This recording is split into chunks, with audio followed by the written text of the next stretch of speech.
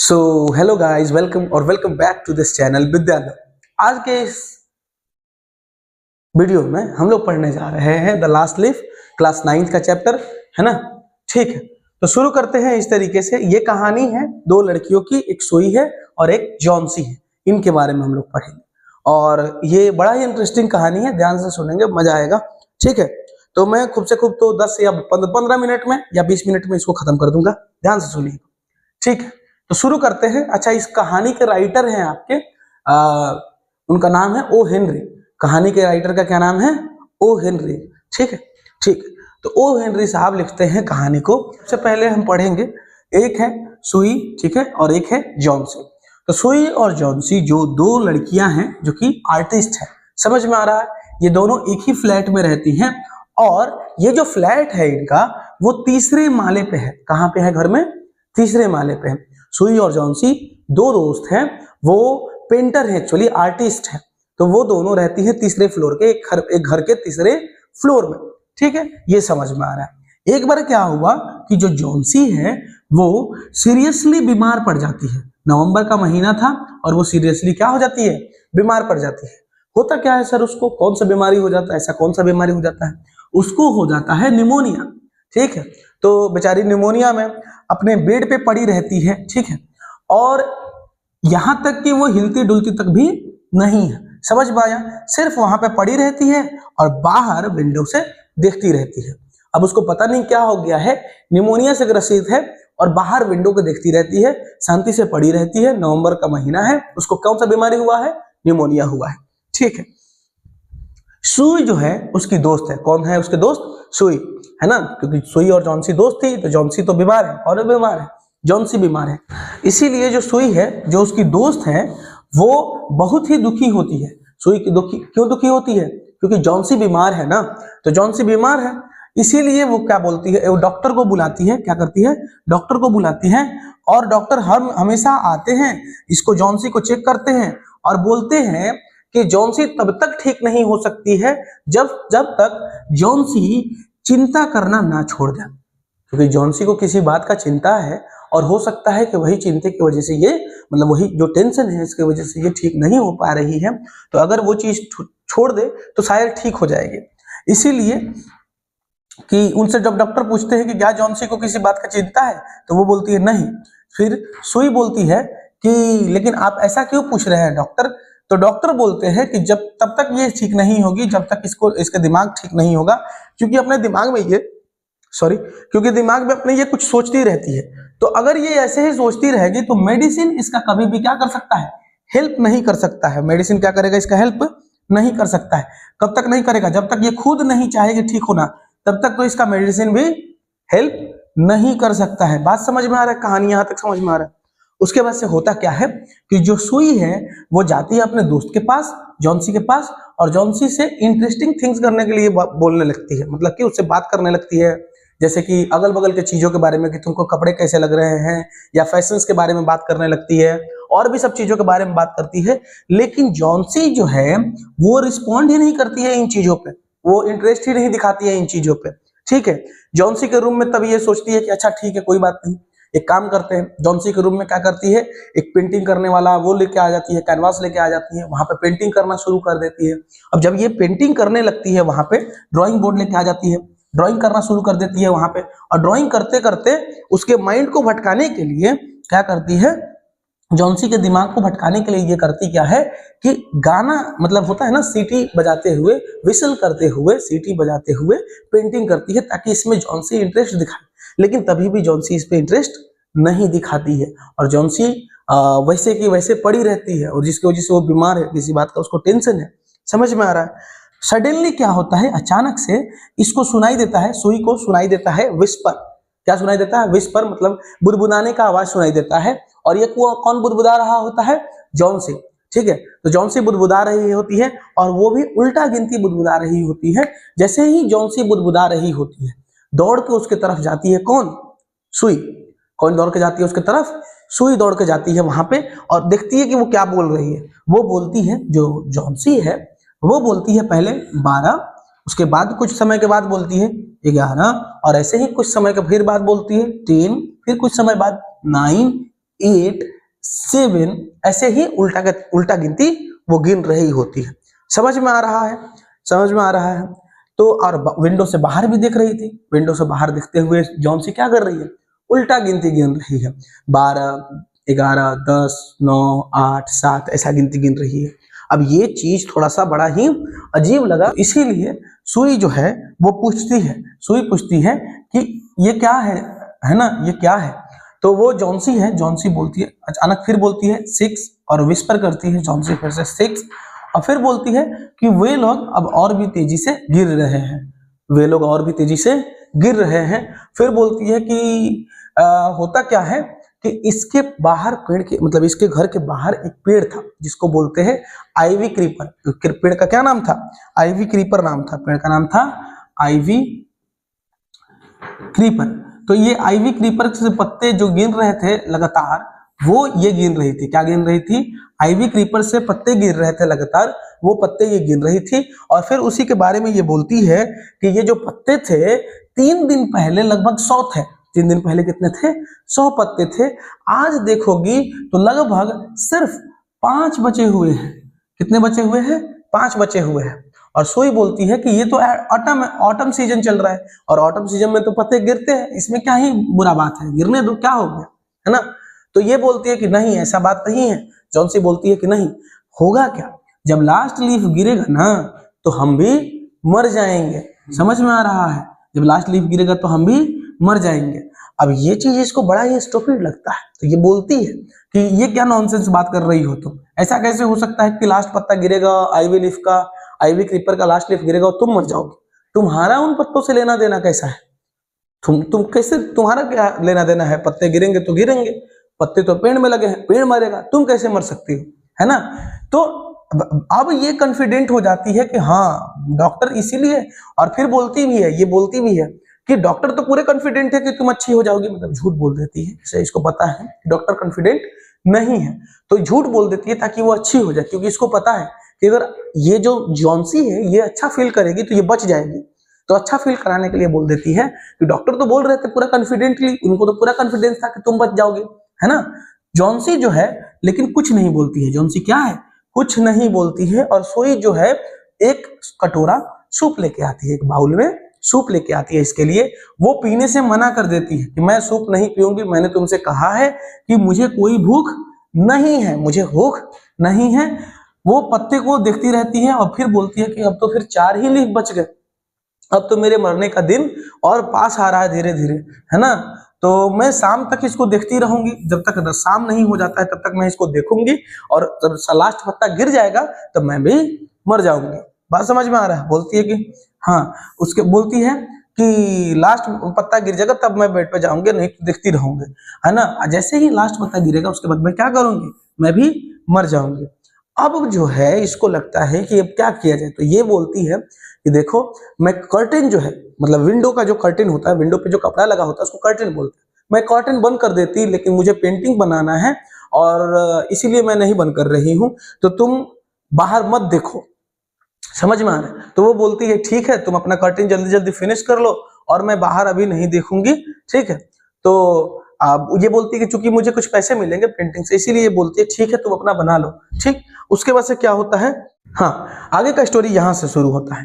वो बोलती है कि देखो जॉन्सी, मैं तुमसे भीख मांगती हूँ कि तुम बाहर अब से नहीं देखोगी। समझ में आ रहा है? तुम बाहर नहीं देखोगी, विंडो से बाहर अभी नहीं देखोगी, क्योंकि मुझे पेंटिंग बनाना है और मैं पेंटिंग फिनिश करना चाहती हूँ, क्योंकि मुझे इससे पैसे मिलेंगे।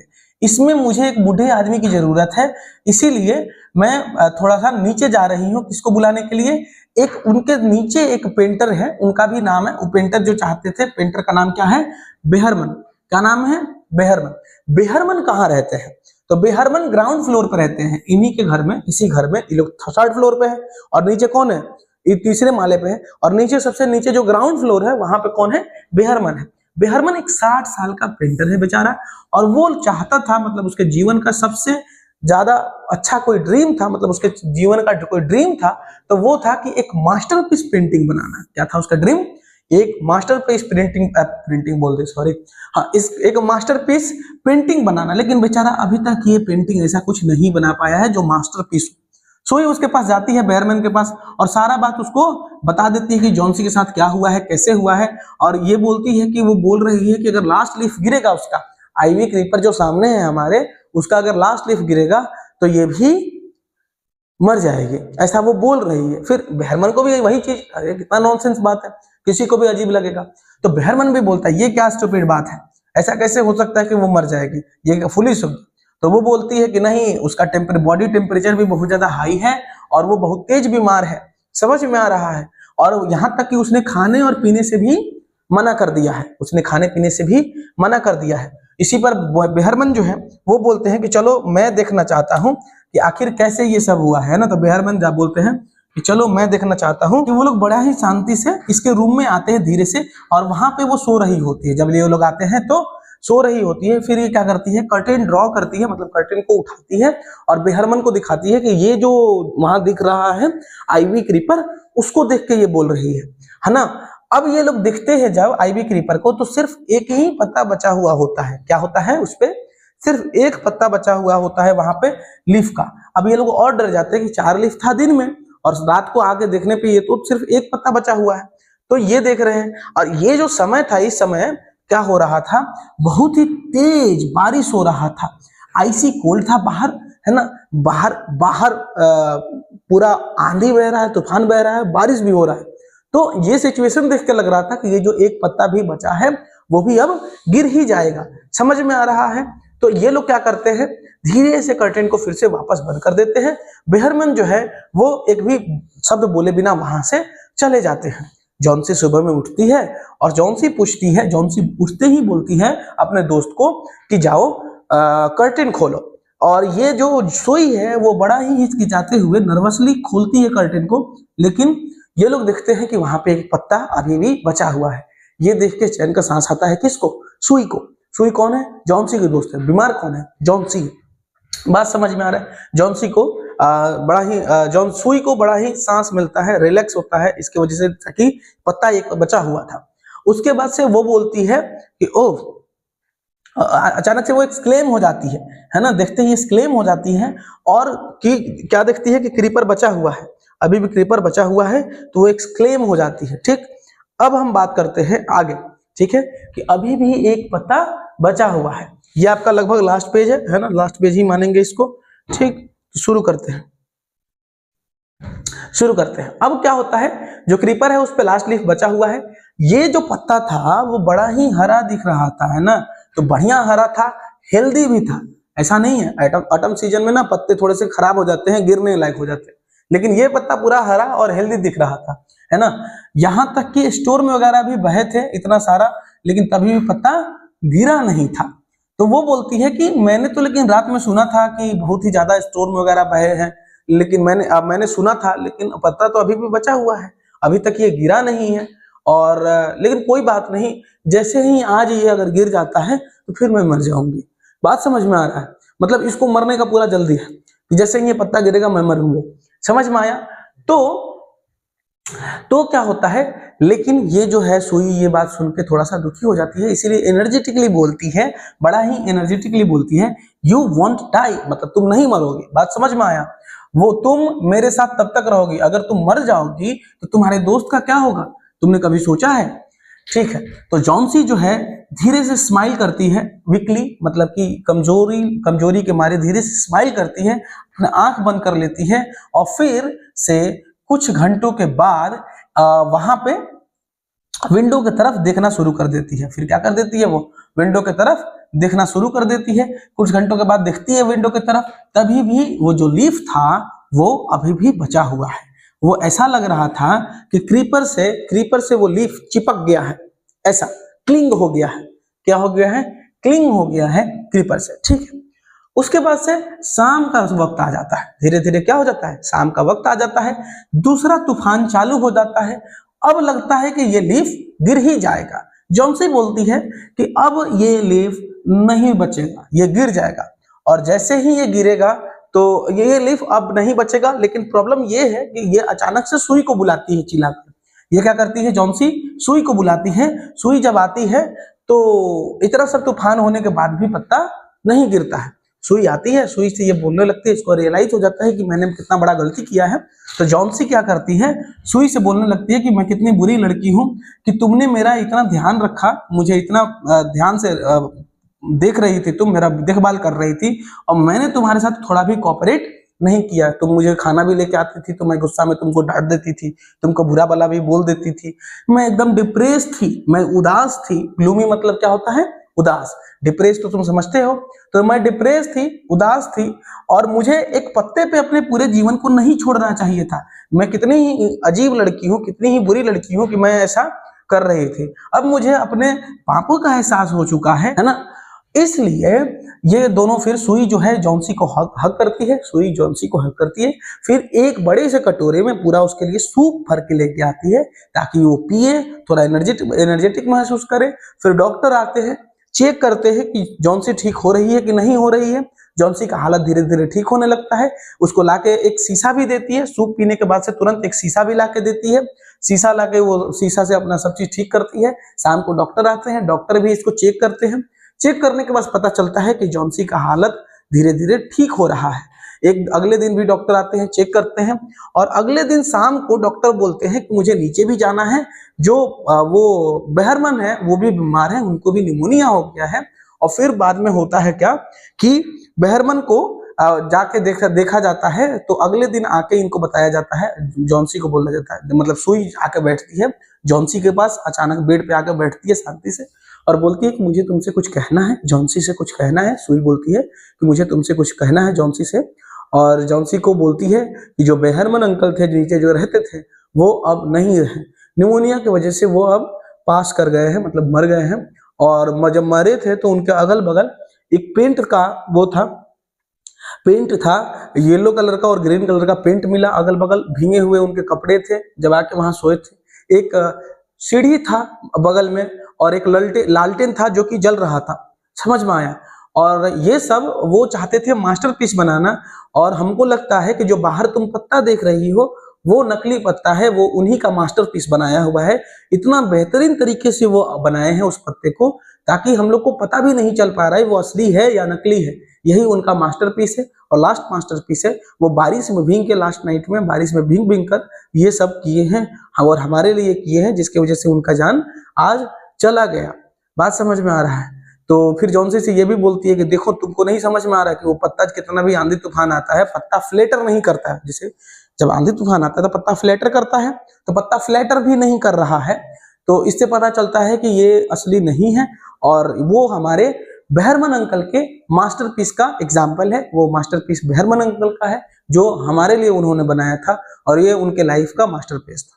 ठीक है, उनके लाइफ का अंतिम पड़ाव में, वो अपने लाइफ के अंतिम पड़ाव में ये मास्टरपीस बना के चले गए। तो मरने का सोचना कहीं से भी आपके लिए सोल्यूशन नहीं होता है ना।